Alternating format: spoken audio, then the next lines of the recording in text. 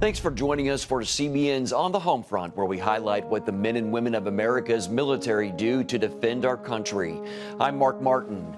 The military recently launched an initiative called This Is Your Military to help bridge the gap between civilian and military life. Using the hashtag #KnowYourMil on social media, the DoD wants to give you a first-hand look at the people wearing the uniform. There are many misconceptions about military life floating around, and this new campaign wants to clear some of them up. For much of the military, the attacks of September 11th, 2001 drastically changed their way of defending the country.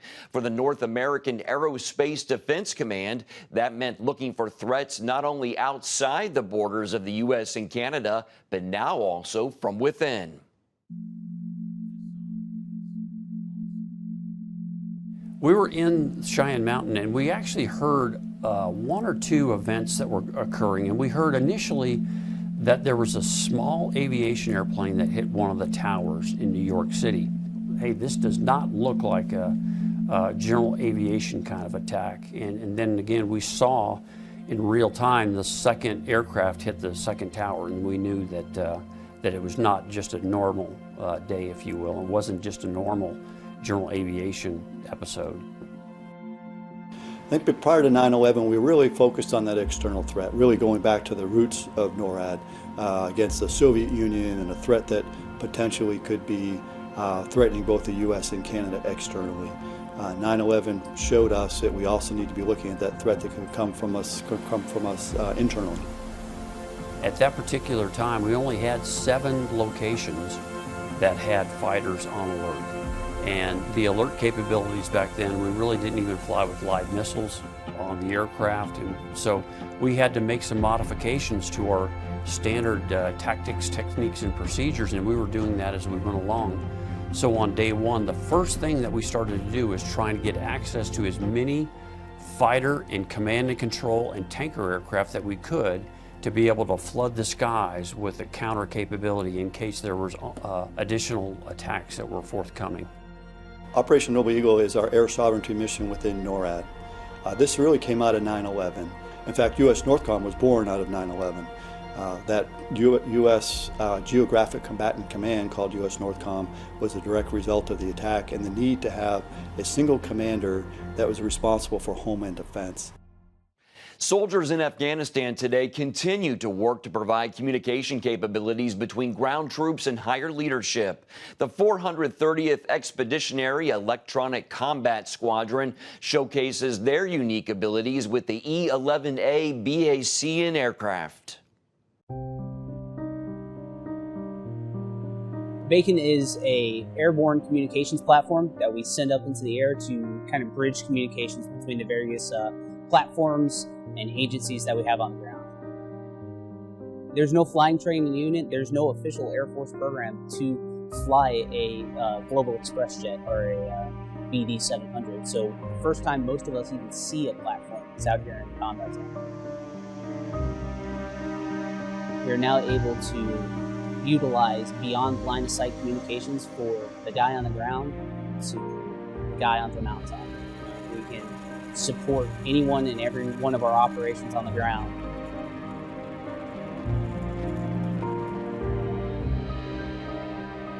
I'm the day battle NCO for the JDOC that runs all the force protection and GDA operations for here on CAF. So running operations, doing battle tracking, talking to the guys on the ground, the guys out on missions, doing that stuff. So we'll use them for when our guys are doing certain operations, they're like 20K away. There's no chance we're going to get in comms with them. So we call Bacon, put in a request for them, get them on station, and they put in our frequencies in the radios. They set up our voice bridges to our phones. So I mean, it just adds to the confidence level for sure.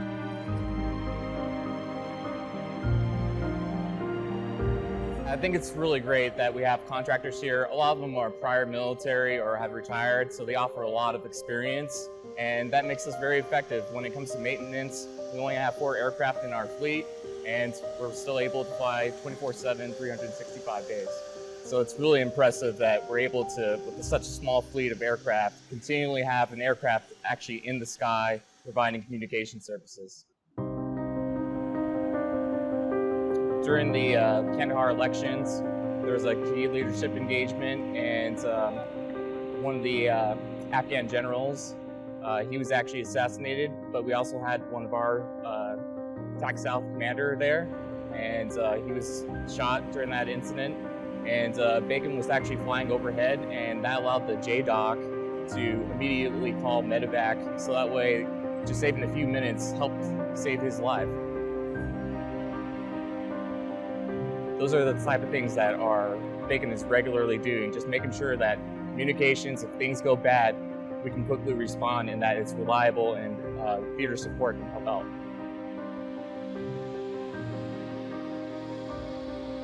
It's great because of the mission that we do, the impact that we have on the people on the ground, and every time that they come to us and thank us for, you know, providing that life support, communication, relay. It's great to be able to get that feedback and be able to know that you're doing something that's impacting real lives. Efforts for international relations across all countries also stepped up. Every year, U.S. soldiers and service members from various European countries like Germany, Austria, Finland, and the Czech Republic take part in an annual International Combat Lifesavers course in Germany. Their goals include enhancing readiness and camaraderie among the U.S. Army Europe and its allies and partners.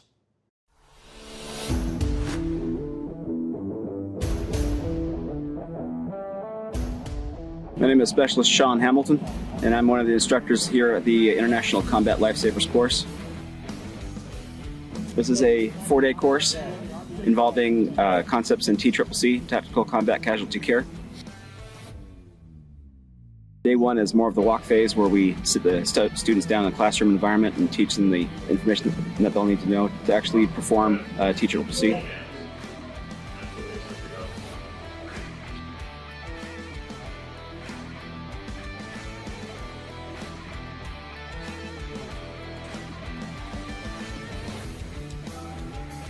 Day 2 will teach them basics in airway, how to insert a needle chest decompression, how to maintain a casualty's airway. We go through the whole march process, how to stop major bleeding, sustain airway, how to assess a casualty's respirations rate, check circulation and prevent hypothermia, and how to carry a casualty from the point of injury to point of treatment to the point of evacuation. All the students did great. They all passed their written and hands-on tests and assessments.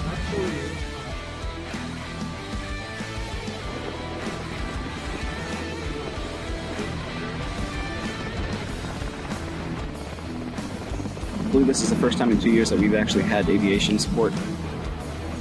They did a quick class out on the airfield on how to approach the helicopter, both with and without casualties, how to load them up, and how to communicate between themselves and the flight crew on when it's okay to approach the helicopter and from what angles that they need to approach from.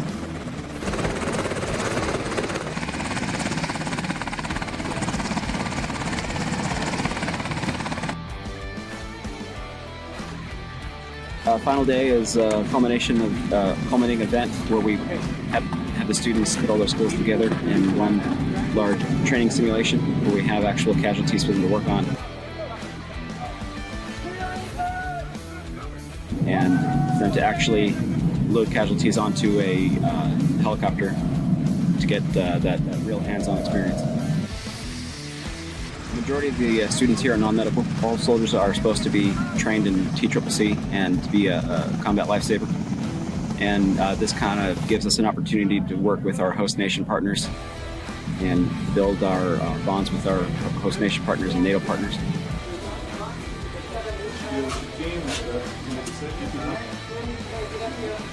Okay, I think that's good.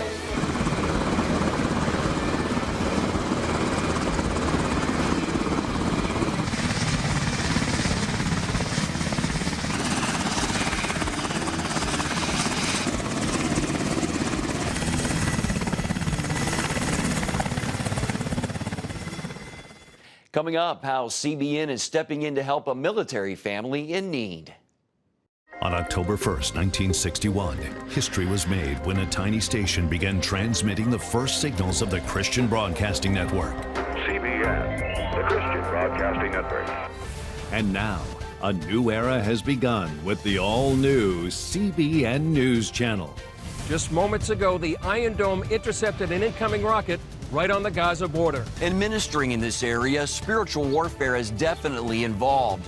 A 24/7 news network, bringing you the news you want from a source you can trust.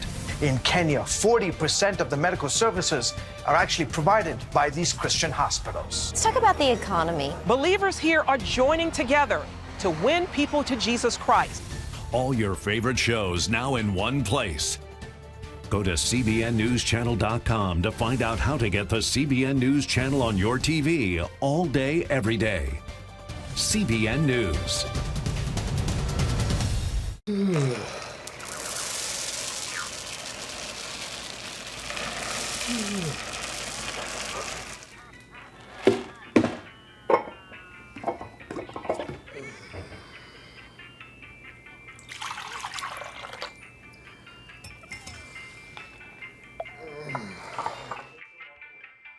Life is better with a good night's sleep. Get your free DVD or booklet of Protect Your Sleep today.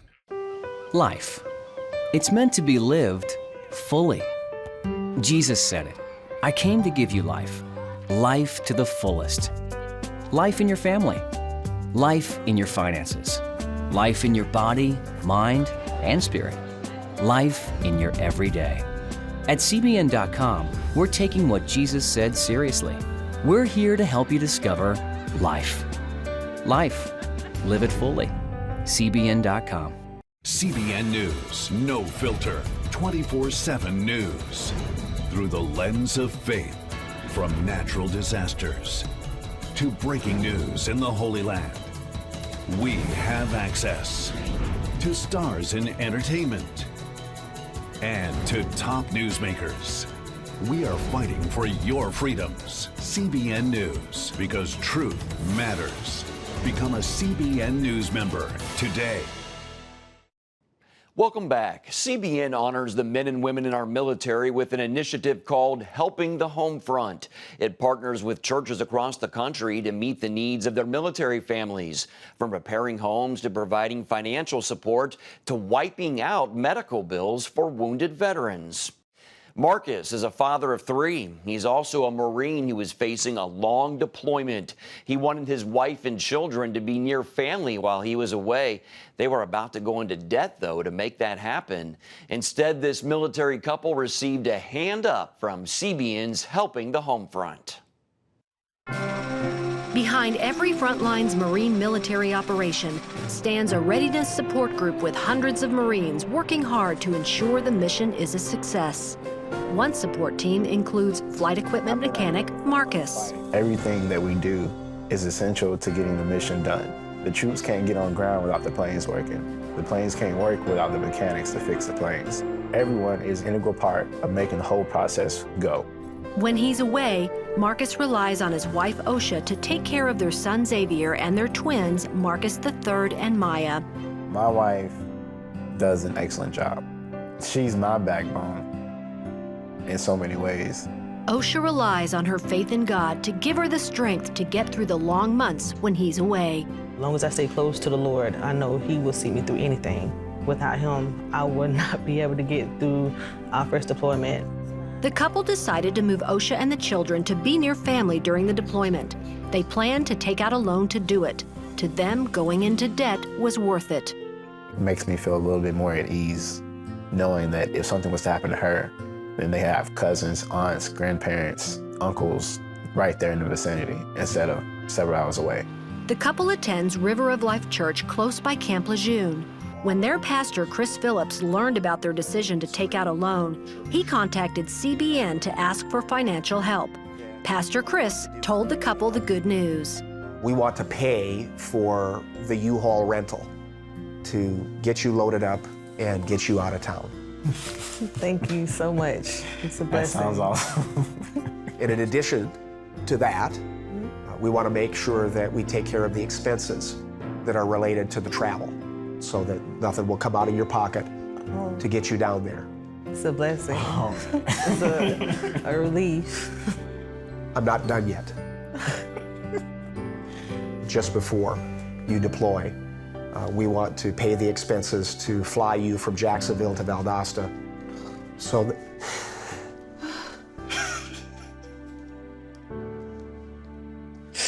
you'll be able to see your family one last time before you're separated for months. Thank you so much. OSHA can now get through the deployment without worrying about debt. I am so grateful that CBN has this program to show the military that you support them and you understand and that you can help them out as well. It just means so much. Up next, how one Navy lieutenant has dedicated his life to making his family back in Nigeria proud. Christians around the world are standing with the Israelis. But why? In CBN's free magazine, Friends of Israel, you'll discover why Christians are supporting the Jewish state, how Israel is fulfilling prophecy as a light to the nations, and ways you can pray for the people of Israel. Israel needs the support of friends like you. Call now or go to cbn.com to get your free copy of Friends of Israel. Heavenly Father, we do thank you for the work of your Spirit, Lord God, with this movement of getting the Bible, yes, Lord, into public schools.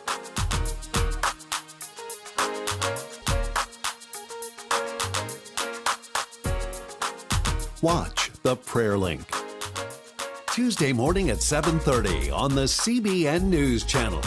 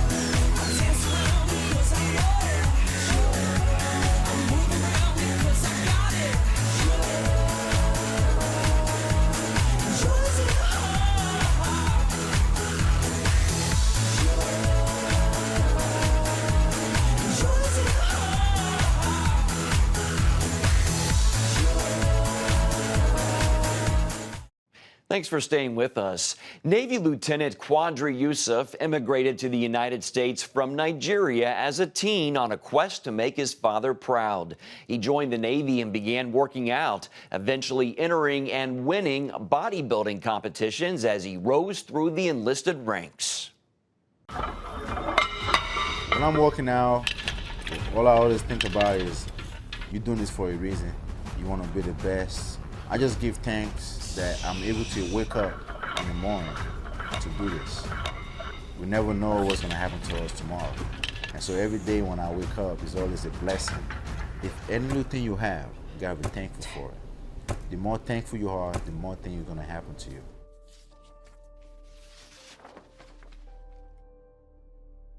I'm originally from Nigeria. I was raised by a single father. My dad, he has one of his best friends. He left to come to the United States. He was going to bring my father to the United States. And my father was like, instead of taking me, can you take my first son? I remember when I was leaving, my father asked me, look in my face, he said, you know what? And I want you to go out there and make us proud. And since I left that country, when I came to this country, I always remember that when my dad always tell me to make him proud. Everything I do, I always try to do to the best of my ability because I want to make my father proud. When I joined the military and I sent a picture to my dad, and my dad was crying. I said, Dad, why are you crying? He said, son, you're in the United States Navy, the biggest, strongest Navy in the world. Being in the military, you know, gave me that discipline. You know, I kind of use the same discipline on my job I put in the same when I'm in the gym.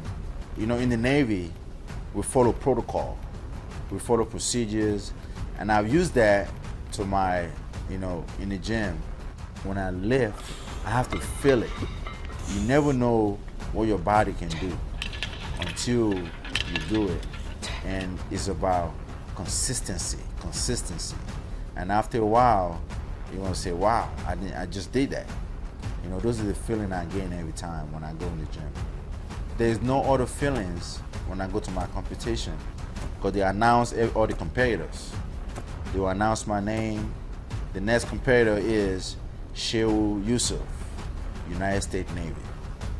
When I hear that, it's the honor for me to be able to hear that, honor for me to be able to put on this uniform, to be able to carry myself as a Navy officer. When people see me, especially when I did my first competition, people say, you know what, if he can do it, I can do it too. Look at me today, a kid from Africa. I came here with nothing. And I saw the opportunity. I said, I need to grab it. Nobody can stop you if you believe in yourself. Every time when I get on 1MC, everybody on the ship knows. I always finish my phrase, as always, God bless America. When I look at my life, everything I have, this country gave it to me. This Navy gave it to me. Where's the better way to give back? It's by me to serve this country to the best of my ability. That's why every day I wake up, when I put on this uniform, it's not just making my father proud. You know, I want to leave the Navy. I want people to remember, oh, we used to have a Captain Yusuf. He's one of the most dedicated officer, sailor you ever seen. Those are legacy I want to leave. I'm proud to serve the United States Navy. Don't go anywhere. We'll be back right after this. Too often, we carry baggage from our past. You know what it's like. It affects everything and everyone in our lives. It's always there, weighing us down and keeping us from achieving true happiness. But do you know God never meant for us to be trapped in the past? You can be free of your baggage. Learn how God's forgiveness leads to changed lives and new beginnings. Call the 700 Club. I'm Ephraim Graham, and this is Studio 5. Cruise with me as I discover the good things happening in the world of music, sports, television, and movies. The fact that Ryan Coogler was going to be directing the film, I knew that something special was going to happen. We'll chat with artists at the forefront of entertainment and explore the connection between popular culture and faith. I asked my pastor, I said, well, does that mean I'm supposed to be a preacher? He says, well, no, you already have a pulpit. Wednesday night at 8:30 on the CBN News Channel. Tikkun Olam. This is our nature as a country. To make the world a better place. Literally, we felt the earth shaking. The Christian Broadcasting Network presents To Life, how Israeli volunteers are changing the world. This film needs to be seen by everyone. I was in tears. Now you can own the inspiring documentary To Life on DVD. There is blood on our hands if we know and we walk away. I'm so grateful that this film was made. To Life can be yours for a gift of $10 or more. Call 1-800-700-7000 or log on to CBN.com. We know that every minute counts to save life. It'll bless Israel, but it'll also bless all the friends of Israel. Discover the untold story of how Israeli volunteers are making the world a better place. Call 1-800-700-7000 or log on to CBN.com to get your copy today. Sergeant Dustin McGraw loved the military since he was a little boy and knew one day he wanted to join. Now he does so much more than just his daily duties. He tells of his journey to reenacting World War I battles in his off time. The discipline, traditions, and training of World War I doughboys helped shape the modern Army into what it is today. My family loved watching, well, my dad loved watching war movies. Him and I would always just sit on the couch, watch Saving Private Ryan, Band of Brothers, the whole way through, and just obsess over it, and like, oh, wow. And as a young kid, I was just getting so excited about World War II and the whole allure of being a paratrooper. The day came when I actually did join the Army, and I set a set of goals for myself. I wanted to become a paratrooper, and I wanted to go to the 101st. I went to airborne school right after basic, got sent to Italy, and in Italy I was exposed to the culture of the old world and World War I, so that further heightened my interest in World War I, putting World War II aside. Started with a helmet, then a set of web gear and a uniform just so I could piece it all together and kind of get an idea of what it would have been like to be in World War I as an American doughboy.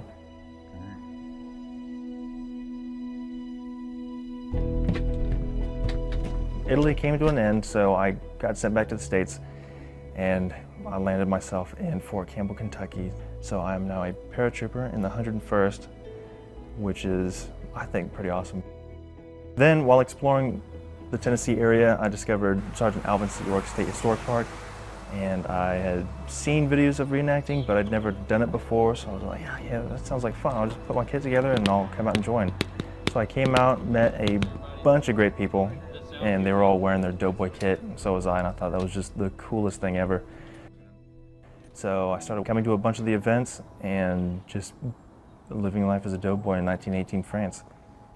It definitely showed me that I take a lot of the modern stuff for granted, like transportation, logistics, uniforms for that matter. We're definitely not wearing any wool or hobnailed boots anymore. Seeing where the Army came from and what it is today makes you really grateful that we've achieved so much.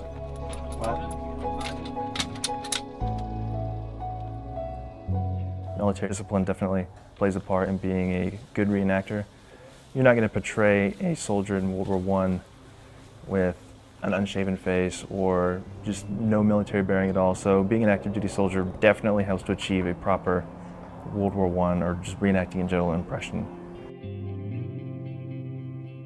And it also works both ways too, because you do this, you look at the old school drill and ceremony, and then you see how it correlates and forms modern drill and ceremony, and especially like aid station medical practices and stuff like that. I think each of them play a part in making the other one better.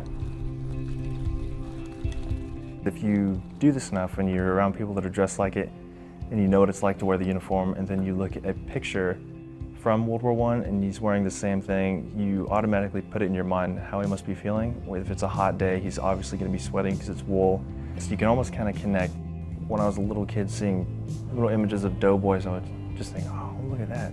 It's just World War II? I'm like, no, it's World War I. So I just became obsessed with it because everyone talks about World War II and it overshadows greatly World War I. It's just a little niche in the history books that people nowadays seem to forget about. It's important to me because every soldier needs to remember where the Army came from. It's not just the modern Army, it's the foundation that the Army was built on through world wars and different conflicts that formed the modern Army for what it is today. That's all for today. In the meantime, you can find more of our exclusive coverage at cbnnews.com. Hope you'll join us next time. Have a great day.